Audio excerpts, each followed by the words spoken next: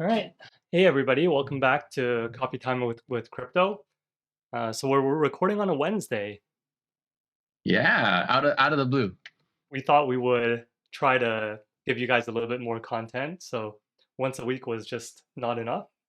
And I didn't want to Yeah. just keep on covering node projects or Yeah, passive income it projects. was a bit too much degen. So how are we going to mix it up this time? I think we should do something where you teach us what real DeFi should be. Or at least what it's supposed to be properly, right? Proper DeFi. So, okay. Yeah. Have you done any proper DeFi? I haven't, man. I haven't done any proper DeFi. Like I almost got into Anchor when you told me about it, Okay. but I just didn't feel too right putting like a lot of fiat into DeFi because me myself, like DeFi to me is just degen stuff, right? So I'm only like dabbing at it a little bite at a time. So I'm not 100% immersed in DeFi yet, I would say. The way I see proper DeFi are like the big DeFi protocols that are on Ethereum. I guess what you know what we can do instead of putting you on the spot, I'll Yeah, just switch let's take a to look. let's go back to DeFi Llama because we can just yeah. So top of the list is Curve right there, Oh, and then you yeah. have MakerDAO, Oh, Aave, yes. Lido, Anchor Yeah, you yeah. mentioned, Aave, Convex, Uniswap, Compound, and I think I'll stop there. These Yeah, eight kind of are a good representation of what to me like proper DeFi kind of looks like. Oh, actually, down here at number 12, there's Yearn Finance. hmm That's something we should also consider. Maybe Balancer. So out of this list, well, actually, you come from a finance background, so you kind of like I would have thought that you'd be more interested in your traditional DeFi stuff. Oh, I think because I come from a finance background, I'm not that interested in the traditional stuff because the traditional stuff just doesn't have the returns. It just doesn't. Yeah, but Um, like, what are you comparing it against? You have to compare it against what you're getting at a traditional bank, right? So with uh, let's start with a savings account, like 1%.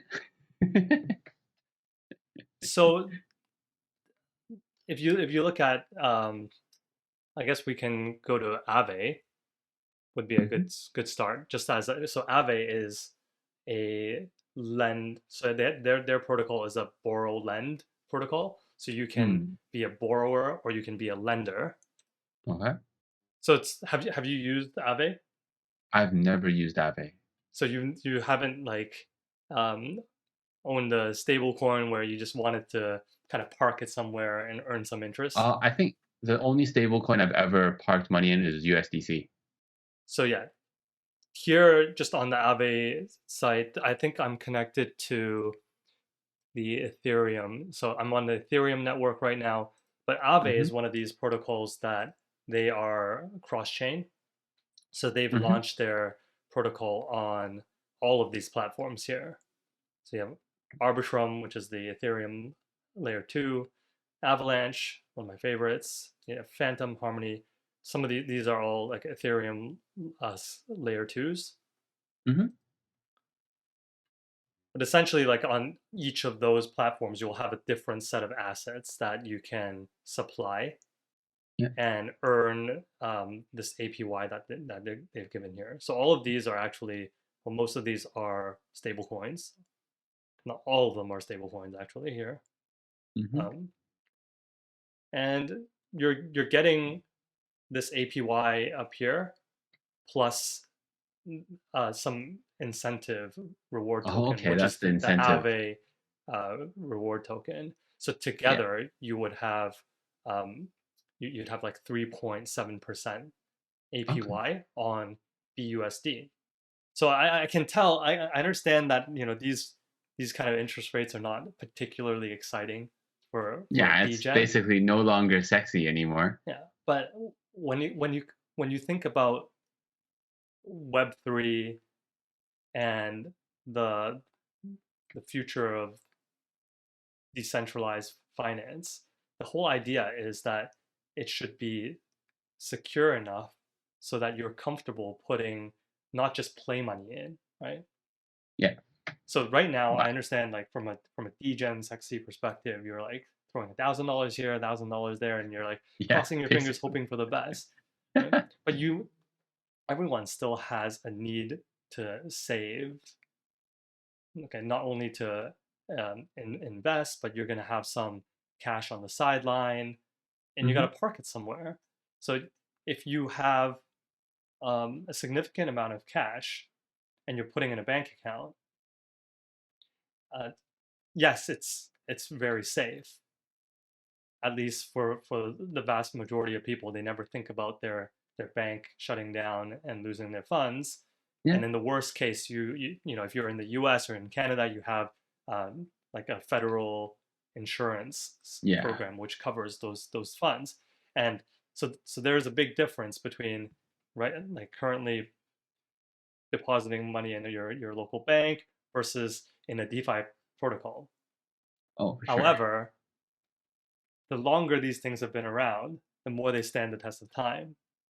And I think Yeah. that, um, especially with some of these larger um, DeFi protocols on Ethereum, you can see like from the interest rate, like from the low interest rates that you're getting these days, it's kind of telling you that, not financial advice here, but like it's kind of showing that the market at least considers the risk of you actually placing your stable coins into this protocol to be Mm. fairly low. Because if it was a high risk, you would see much higher returns. Okay. But I think for the average person out there, because DeFi is still so uncommon and unfamiliar, Mhm.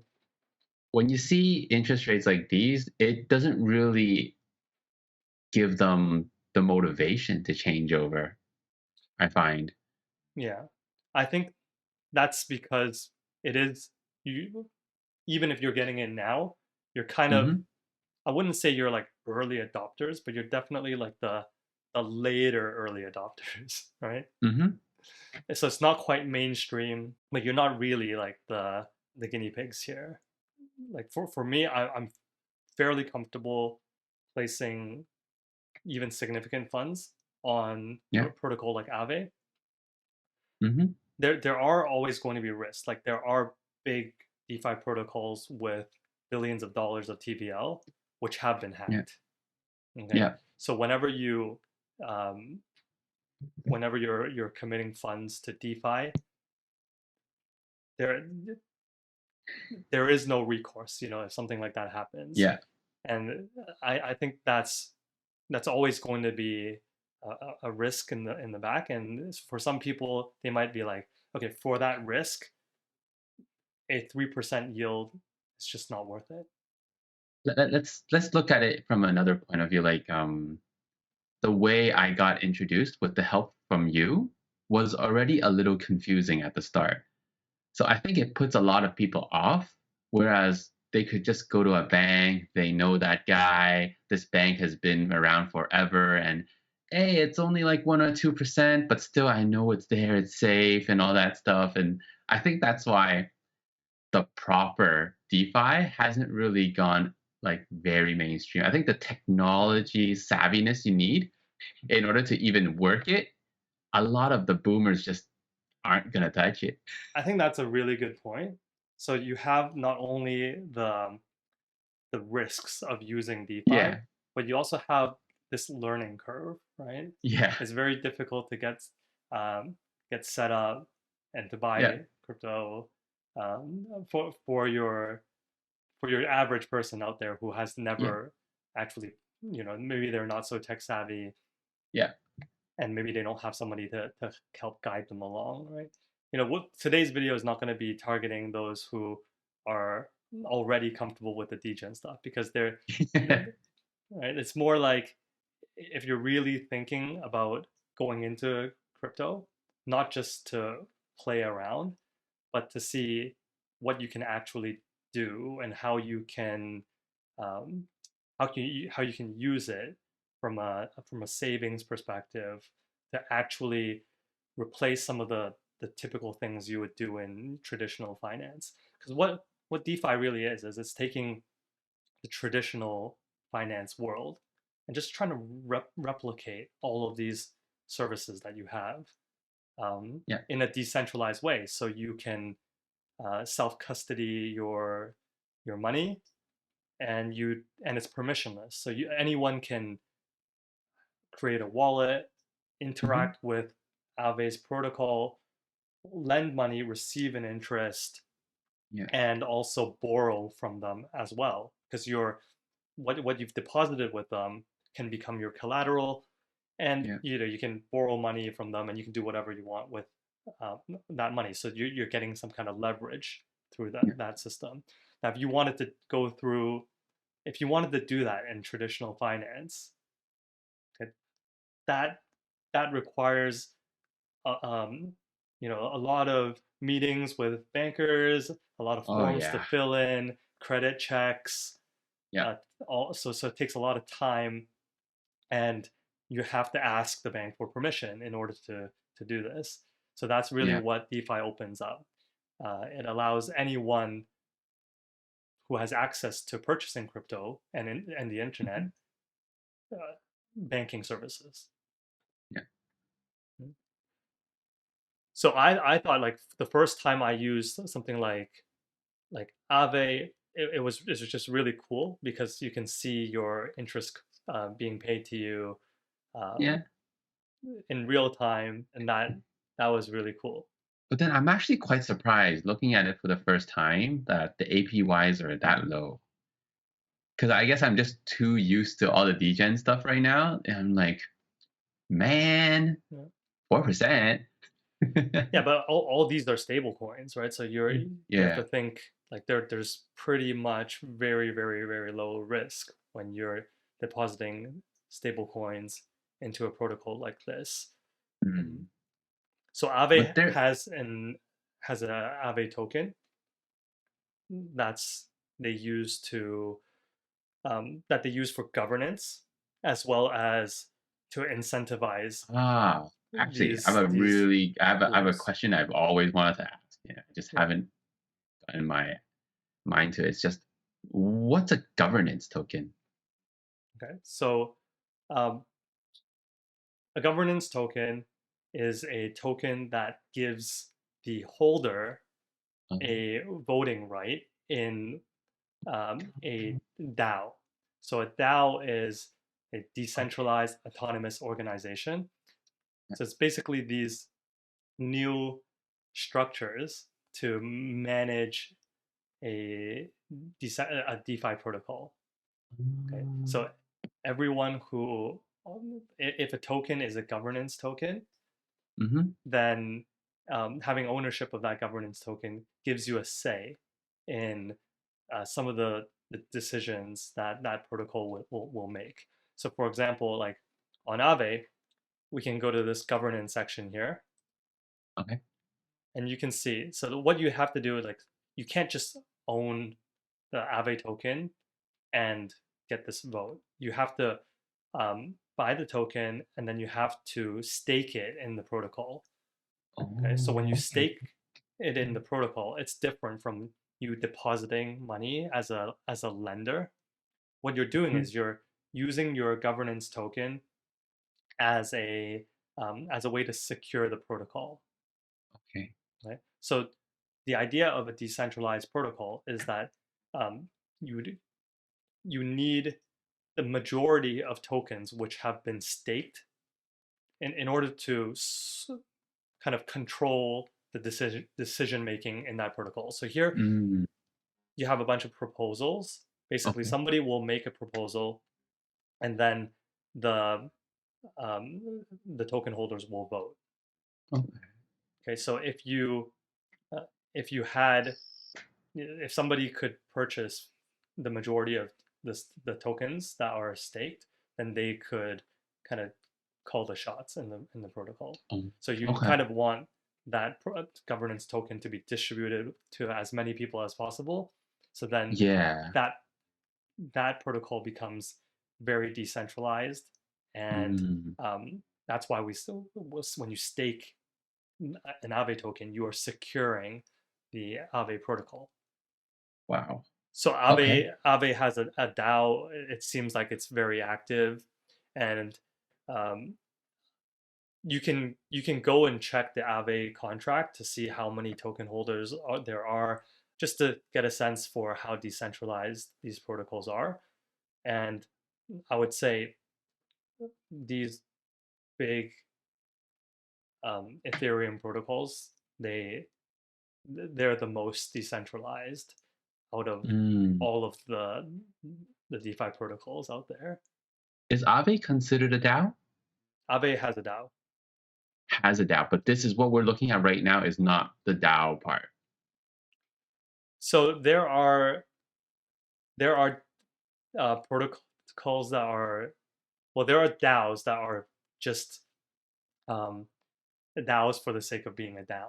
Like they're basically raising capital in a treasury, and then DAO Yeah. will uh, decide how to Yeah. invest How to those funds. invest and everything. So that is called those are investment DAOs. So Okay. an Aave's DAO is responsible for governing the Aave protocol. Okay. So like we see right here, when they want to add like pairs or tokens to support, then they'll Exactly. do their voting here. Okay. Yeah. So these are some of the things that this is one I'm very interested in, right? Which one? Adding Terra UST um, Okay. So into Aave. what's Aave V2? So Aave V2 is version 2.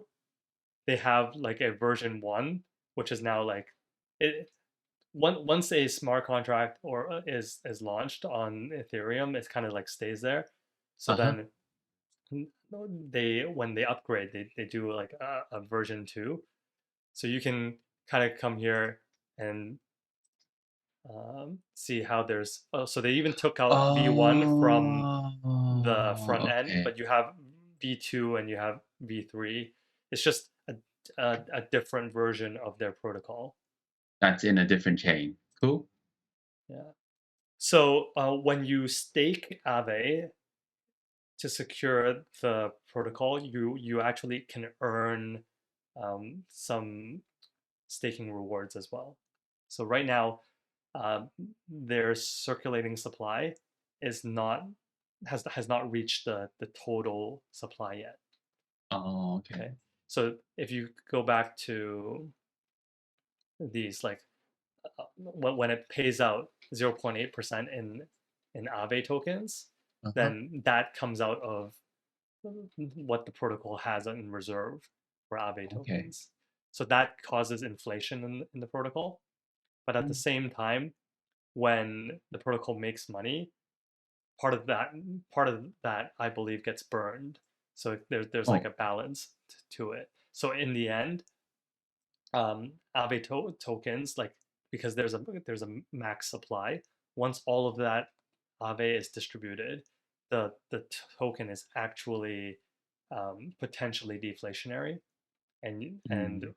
you like token holders would would have a share of that revenue. Do you mind if we look at the borrow part? Yeah, let's take a look.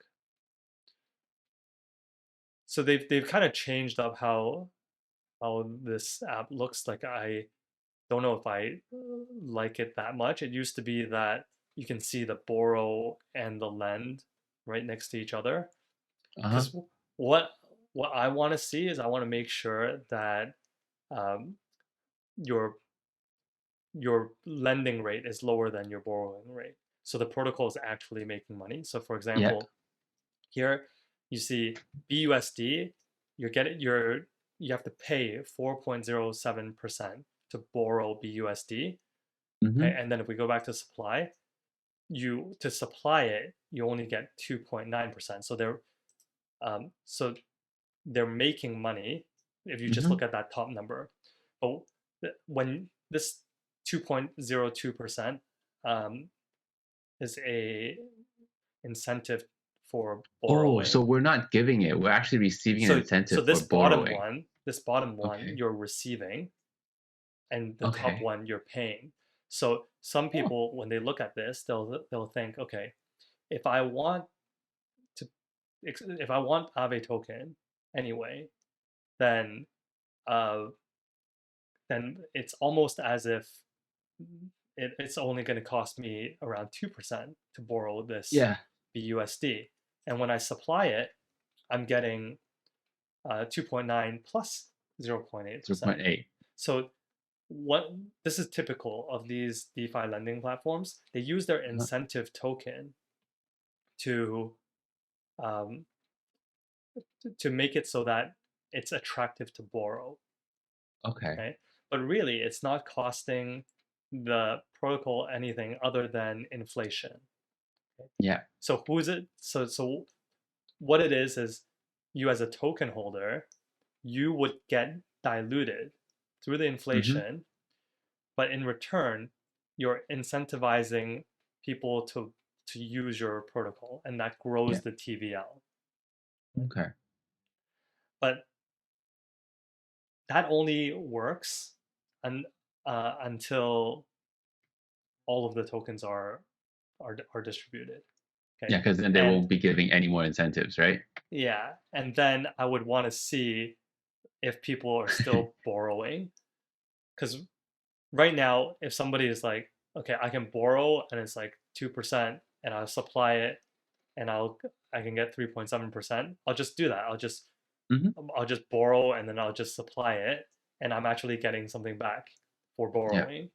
Okay, that to me is not sustainable in the long run, and it doesn't tell me whether this protocol, like people are using it because they have a genuine demand to borrow money. Mm. Okay, so if we look Oh. at something like Fei doesn't have the incentive here, so Yeah. 4.34%, and but it's costing 6.82. So that would be like a Mm. healthy thing. So we click Yeah. into the details, we can kind of see like this is really healthy, right? So you have $76 million that of Fei supplied Yeah. and $61 million Oh. borrowed, Yep. Healthy. which is really good because that means the Yeah. Aave protocol is making over 2%, like almost two Yeah. and a half percent on this $61 million. Yeah. Okay. Hmm. So large Ethereum DeFi protocols, Mm. I believe that they have a genuine use case, right? Because Yeah. people do have a need to borrow money, Yeah. and they want to use their collateral to borrow money. Mhm. And if they can do it, and if they can get like a high TVL, people using their protocol to borrow money without incentivizing using their token, then I Yeah. think it's sustainable in the long run. Okay, so Mm. that's something you want to see when you start to look at the smaller DeFi protocols, because there are Yeah. smaller DeFi protocols that do lending and borrowing. You want to see if people are using it just because they're giving out their token. Yeah. All right, so let's move on. Interesting. Yeah. So very similar to Aave is Maker. Do you know what Maker does? MakerDAO. I have no idea. So MakerDAO is actually the protocol which issues the stablecoin DAI. Oh, right, right, right, right, right. Okay. I've heard of Um, DAI. yeah, so let's see how I think their app is Oasis. It's at oasis.app. Very unconventional. Yeah, I It's got thrown off the first time I like, is this a used it scam too. site? It's not using the same name of the token. So MakerDAO, and it's the DAO is in its name. So Maker Oh. is also their token is the Maker token. So and that is the governance token for the Maker protocol. And Yeah. the Maker protocol allows somebody to deposit their money and then mint DAI. So they can deposit any accepted crypto. Hmm. So for So example, I'm looking at the icons above. So you can actually play with native Bitcoin. no, so these would be wrapped Bitcoin. Oh, it would still be wrapped. Okay. Yeah, a lot of their interfaces like get updated, and I haven't played around with these too much Yeah, myself it's wrapped. recently. Yeah, I so thought it these would are be interesting if something supported like native Bitcoin. yeah. Well, Avalanche is supporting native Bitcoin in their Avalanche bridge that just got Oh, announced really? yesterday Ah, for their bridge. So you'd be able to only for bridge. the bridge. So I can't like use my native Bitcoin as collateral to and then do something else with it. No, because Bitcoin is not a smart contract platform. So you, in order Mhm. to um, use any kind of DeFi with your Bitcoin, you would have to go through a layer two, So or I have to you'd wrap it have to into wrap. No, something you else. so wrapping means like you're um, you have a representation of it on a different chain. Yeah. Um, but again, like that's a whole another Okay. hour video, right? So okay, so I'm just Okay. trying to see, well, like for example, going back to Maker here, if you had some wrapped Bitcoin, you can um, you can borrow uh, DAI from Maker, okay, by putting your Bitcoin as collateral. Yeah. Like So you can I'm just see gonna here. ask I'm gonna ask again because I think most of the DGen people looking at these actual DeFi stuff, what's the difference between WBTCC and WBTCA? So And then at the bottom, I think, these are just different pools that they have. oh, So you can see here, you have a minimum collateral ratio of 145% for this WBTC-A, yeah. and for the B, it's 130%, and for C is 175%. So this one here is the safest. Which one? Which one? So The when you have the C. 175% minimum collateral ratio, it Okay. means that the DAI in that pool Mm. is over collateralized by Ah, 175% in Bitcoin. okay.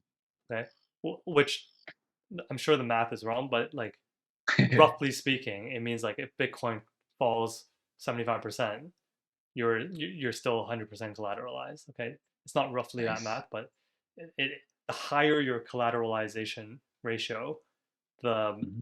um, the more the safer that pool is from being Okay. liquidated.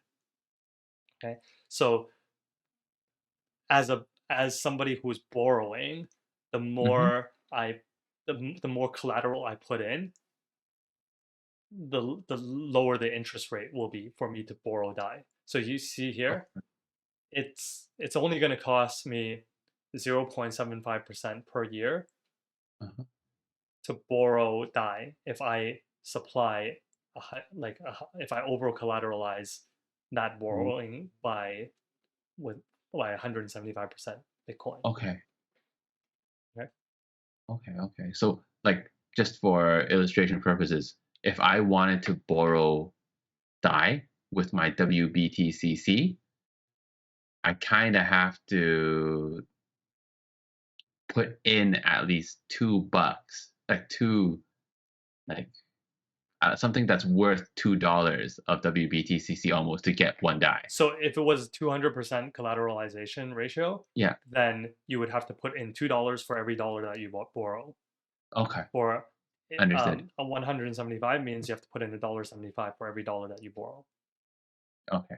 Cool. Okay. Makes So sense. Makes sense. what you can see from here is that for every single DAI that's been minted out there, and DAI is one of the largest by market cap, the Mm-hmm. biggest decentralized stablecoins out there. Oh, Every single one of that DAI is backed by collateral, and it's actually that's backed cool. with over collateral. Yeah, that's actually very cool. So Maker is very profitable because you can look at all of the DAI that's out there, and you know that every single one of those DAI, somebody borrowed money from the Is protocol, over and collateral. you can see that even so some of them are paying a 5% fee.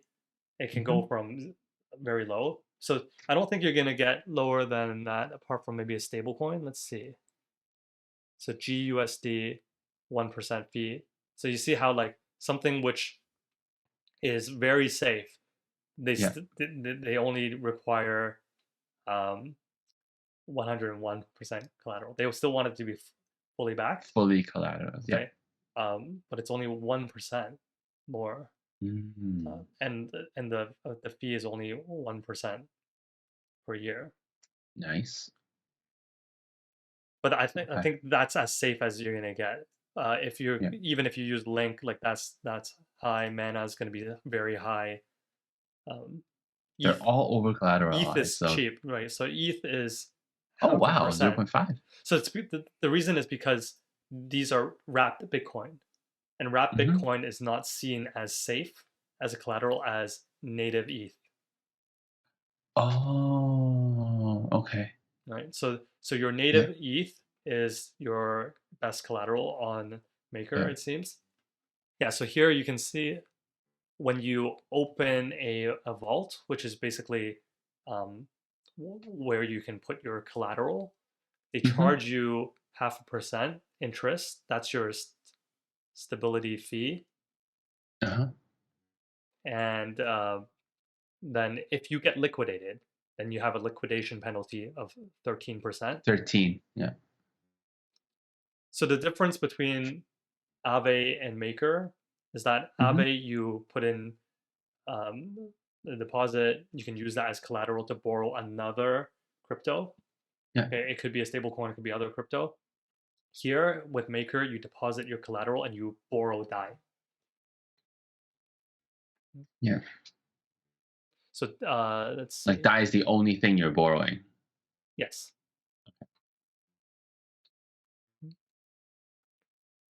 And Seems. Maker holders will act as the buyer of last resort. So what happens is like when these vaults Mm-hmm. fall below the liquidation price, they go up for auction. So Oh, then I believe Maker holders can go and buy out the vault. So it's like with an auction mechanism, they'll get like the best price for it. So oh, so they imagine if can like sort of earn a little bit. yeah, so like if you were the only Maker holder, you would Mm-hmm. be able to buy out everything for like the lowest price possible, and then Nice. so that's what gives Maker utility. Yeah. So the Maker token is a governance token, but it also has that utility of being able Yeah. to bid for these vaults. But on the flip side, if there is a loss, then the Maker holder, the Maker actually gets minted in order to and gets sold to cover any losses that the protocol Okay. encounters. So Cool. Cool. for that service, that's why they charge a stability fee. So they Yeah. call it a stability fee because it keeps the value of a DAI stable. Yeah. Because as long as the Maker protocol has is fully backed and is over collateralized, actually, then the DAI should um, remain. Like the peg should remain. Nice. Okay, so let's talk about Curve. So Curve is interesting because I feel like because my impression of it, it's like the most sexy one out of all. Because even in DGen talk, it shows up. I it's interesting that you say sexy because when the first time I looked at Curve, I was like, what is this? Oh yeah, because it looks so retro. Yeah, like I was super scared to use Curve because you really have no idea. You think like, wait, hang on, do I have to know programming to use this thing? Yeah. Um, but it's kind of been their thing. So uh, it proves that you don't need a sleek, sexy user interface to be highly True. successful. Curve is a an AMM. Okay, what is that? Okay, so they are like an autonomous market maker, Okay, okay, which okay. means Understood. it's a fancy way of saying it allows you to swap one coin for another coin. Yeah, yeah. Okay? So But basically, they're just an automatic middleman, right? yeah, but it's not like Uniswap. Okay, we haven't gotten to Uniswap. Maybe we Hmm. should have done that first, but um, this AMM it mainly uh, allows you to swap between the coins that are in their pools. So Hmm. a pool is just a these are liquidity pools. So let's say so the interesting thing with Curve is that anyone can create a liquidity pool provided that they meet the criteria that Curve sets up. Okay. And one of those criteria is that once you create a pool, you can't remove it, and you also have to provide initial liquidity for that pool. Hmm. And then you also have to have like minimum trading volumes and stuff like that. In order to show up on like their main list, it has to be a pretty popular pool. So Mm. that's how they control their front end. But technically, like anyone can create a pool, so you have to be really careful when you're using Curve to know that you're dealing with like the legit pool. Oh, Otherwise, you may be swapping your tokens for for something that's not actually the token that you thought. Mm. oh, okay. But the way that they are a very efficient stablecoin swap. Okay? So if you can see here, and the reason why they're so efficient, so they have such low slippage when swapping stablecoins, is because their pools are so popular. They have such high Okay. liquidity. So for example, you can swap so USDT for Yeah. USDC, and you can go, let's see, $10,000, Okay. $100,000, $1 million, and it's only $200 difference for Oh, $1 million. $10 million, $2,000 nice. difference, right? So Okay. $100 million, and you can still do it. Mm. $1 billion, you're starting to get well. It's you can still Starting to do get it. expensive. No, but like the rate is still good, right? Look at the exchange rate. Yeah. You're Still still not 1.0. getting slippage. Now, Yeah. $1 billion, then you got a ton of slippage. Yeah. But up to 100 million, somebody can use Curve to swap $100 million with Impressive. with no slippage, basically. So that's why Curve is so powerful. Okay. And that's exactly what they're known for, right? Like Yeah. just Uh, swapping. Okay. but Curve has a lot of advantages. I think Curve is my favorite protocol Oh, overall. really? Yeah. And the reason is because they exemplify what DeFi should be. Okay. So like I said, anyone can create a pool. They allow you to swap with low slippage, but Mm. also the way that they incentivize people using um, their protocol and provide liquidity to them Yeah. um, is almost unique in the industry. So remember how I said that like a lot of these protocols, they give you like their token as an incentive, Yeah, like right? AAVE is giving you the AAVE token. Yeah, but then that token is Gets inflated. gets inflated, so you don't really want Yeah. to hold it, right? Yeah. Curve is a little bit different. Right? Curve can potentially hold its value, Like their and own token can hold its own value. because their token has some really unique utility, which Okay. is only available for a market leader like Curve. Right? Okay. Please So explain. the way it works is if you had a protocol that you wanted to launch and you wanted to like uh, promote it by Uh-huh. um, by having like a good amount of liquidity. Sorry, like good a good APR for Okay. your token, and you wanted to put it into a Curve pool. If you have a lot of Curve tokens, then um, you can influence the Curve DAO Uh-huh. to award more of their Curve tokens to your pool. Okay. Okay, and this would make your token more attractive. So they're not only um, attracting people who want to deposit liquidity, like Mm-hmm. just to earn their interest. They're actually attracting big protocols. Mm. So not Interesting. only that, they have a protocol that works well with Curve.